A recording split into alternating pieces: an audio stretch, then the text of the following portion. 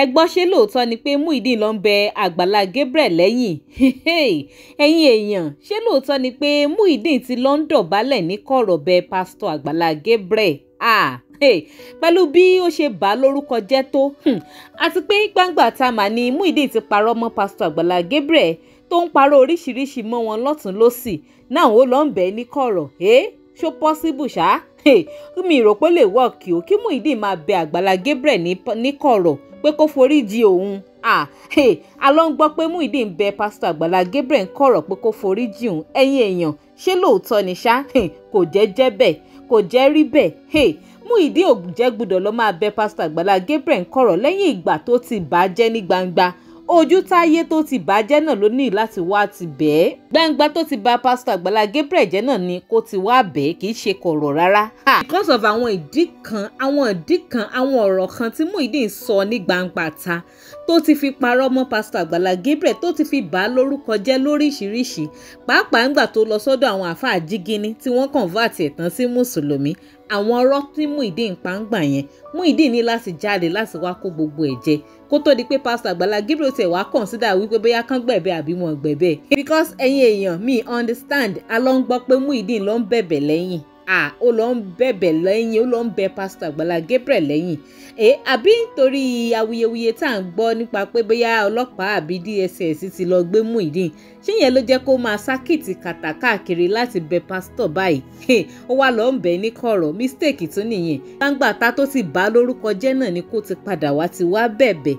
ẹ̀bẹ̀ kọ̀rọ̀ yẹn ò lè wọ́ọ̀kì ìta ni Muyideen ní láti wá bẹ̀bẹ̀ kì í ṣe kọ̀rọ̀ o ẹ̀yin èèyàn ẹ súnmọ́ bí ẹ tẹ̀já gbé one or two things àwọn ọ̀rọ̀ tí Muyideen sọ nígbà yẹn tó lọ fi bà pásítọ̀ lórúkọ jẹ́ especially ìgbà tó lọ ṣe interview pẹ̀lú àfáà àjìgìnì gínígíní wọjà tó lọ ṣe interview pẹ̀lú àfáà yẹn àwọn ọ̀rọ̀ tó sọ ń gbà yẹn tó fi bà wọ́n lórúkọ jẹ́ ẹ jẹ́ ká jọ gbé àwọn ọ̀rọ̀ kókó kọ̀ọ̀kan yẹn yẹ̀ wò kẹ́yìn náà fi lè mọ̀ wípé ìta tí Muyideen ti fẹnu bà pásítọ̀ jẹ́ náà ni kó ti wá túbá ìta yẹn náà ni kó ti wá fẹnu gbolẹ̀ kò kí ń ṣe kọ̀rọ̀ ó yá ẹ jẹ́ kí n play àwọn voice note yìí ẹ máa gbọ́ o ẹ máa gbọ́ àwọn voice note yìí o ẹ máa gbọ́ òun Muyideen o ẹ máa gbọ́ àwọn nǹkan tó ń sọ nínú ẹ̀ ó yá ẹ jẹ́ n play eléyìí ná. So Àgbàlá Gabriel inú àkáǹtì Àgbàlá Gabriel ni gbogbo owó tí ẹ̀yin àgbáyé dá fún mi inú àkáǹtì Àgbàlá Gabriel ni gbogbo owó yẹn wà o Àgbàlá Gabriel fún mi ní 1 kobo nínú gbogbo owó yẹn mi ò dẹ̀ wá fi ṣèjà mi ò fi. ṣé ń gbọ́ ṣé ti gbọ́ point number 1 ó ní gbogbo owó tí Àgbàlá gbà pé ìkankan nínú ẹ̀ ò tẹ̀ wọ́n lọ́wọ́ ẹ̀yin èèyàn ṣé ti gbọ́ point number 1 tí kankan nínú àwọn owó yìí ò bá tẹ Muyideen lọ́wọ́ kí Muyideen mú evidence ẹ̀ wá wípé kò gba 1 naira lọ́wọ́ pastor Gabriel nínú gbogbo donation tán gbà fún because aṣáàrántí wípé wọ́n ṣí ṣọ́ọ̀pù fún Muyideen wọ́n rajà síbẹ̀ owó wo náà fi rajà sínú ṣọ́ọ̀pù fún Muyideen. ìlú lẹ́ta àwọn ilé ìké tó lè. wọ́n á kí àwọn èèyàn ẹ tún ń chájì ni. à ń ṣe chájì náà. very good. kí àwọn èèyàn. sáárọ̀ mi tútù Muyideen. sáárọ̀ mi tútù wà. fún alómi tútù fún ọmọ tútù. kí àwọn èèyàn. tí Muyideen claim wípé owó ò tẹ̀ wọ́n lọ́wọ́ owó donation tán gbà fún ṣebí inú ẹ̀ náà ti kọ́lé fún Muyideen claim pé kò tẹ̀ wọ́n lọ́wọ́ inú owó yẹn ni wọ́n ti rajà sí ṣọ́ọ̀pù fún Muyideen sì ń claim pé kò tẹ̀ wọ́n lọ́wọ́ inú owó yẹn náà ti ṣe wedding fún náà ti ṣe yín fún Muyideen sì ń claim wípé kò tẹ̀ wọ́n lọ́wọ́ ọ̀nà tí owó yẹn ò gbà tẹ̀ Muyideen lọ́wọ́ Muyideen ní láti jáde síta wá ṣàlàyé fún gbogbo ayé wípé lóòótọ́ owó yẹn ò tẹ̀ wọ́n lọ́wọ́ bí bẹ́ẹ̀ kọ́ àfàìmọ̀ káwọn ọlọ́pàá má padà gbé Muyideen gbogbo àwọn ọ̀rọ̀ tó ń pa yìí ó ní láti wá fi evidence ẹ̀ síta ó ní láti wá fẹnu túbá kó wá sọ gbogbo ojú táyé pé irọ́ lòun pa mágbàlá o báyìí lọ́rọ̀ owó ṣe jẹ́ o bí bẹ́ẹ̀ kọ́ wàhálà rẹpẹtẹ máa ṣẹlẹ̀ ẹ tún jẹ́ ká máa gbọ́ ànádá wọn lọ. Kẹ́hìndé yẹn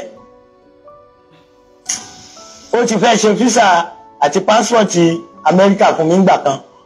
Àgbàlá Gabriel dínà rẹ̀ ó takò ní. ṣe tún gbànà dáhùn ó ní Pastor Agbala Gabriel ni ó takò òun tí ò jẹ́ kí Mr. Kẹ́hìndé ó ṣe visa fóun. Muyideen sì ń parọ́ ojúkorojú báyìí ó sì ń parọ́ ojúkorojú báyìí ó sì ń parọ́ ojúkorojú báyìí yóò wá mú evidence yẹn jáde pé lóòótọ́ o Pastor Agbala Gabriel wọ́n pe bọ̀dá Kẹ́hìndé lórí fóònù o wípé Mr. Kẹ́hìndé o ẹ gbọ́dọ̀ ṣe visa fún Muyideen mọ́ o nítorí báyìí Muyideen ní láti mú evidence eléyìí náà jáde ó ní láti mú evidence jáde tàbí kó bọ́ ta kó wá túbá torí gbogbo àwọn ọ̀rọ̀ tó sọ yìí ọ̀rọ̀ ìbanilórúkọ jẹ́ ni kì í ṣe ọ̀rọ̀ tó sọ lójú táyé everybody fi ojú ìkàwọ́ pásítọ̀ ni so therefore ó ní láti bọ́ ta náà wá sọ lójú táyé wípé irọ́ lòun pamọ́ Pastor Agbala Gabriel ṣe ẹ tún jẹ́ máa gbànà dá wọn lọ síwájú. ó ní kò gbọ́dọ̀ Kẹ́hìndé yẹn ó ti fẹ́ ṣe físà àti pásítọ̀tì Amẹ́ríkà fún mi ńgbà kan Agbala Gabriel dínà rẹ̀ ó takùn dì ó ní kò gbọdọ̀ mú mi kúrò ní àkàtà òun pé tó bá mú mi lọ sí Amẹ́ríkà nsìn ta ló fẹ́ máa fọ tọ́ílẹ̀tì òun tó fẹ́ máa fọ ọ́fíìsì òun tó débìí ni mo máa ń fọ tọ́ílẹ̀tì Agbala Gabriel tí mo máa ń kúrò lọ. ẹ̀yin èèyàn ṣe ń dé o ṣe ń di àwọn ọ̀rọ̀ ìbanilórúkọjẹ́ tí Muyideen ń sọ jáde lẹ́nu ṣe ń dé o ó di nọ́mbà wọ́ọ̀tì báyìí bóyá nọ́mbà 3 ẹ ti ń di àwọn point yẹn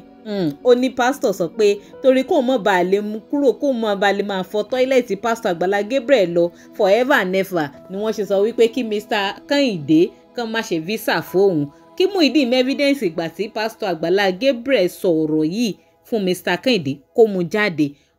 kó bọ́ta kó wá sọ wípé irọ́ lòun pa má gbà láṣẹ by then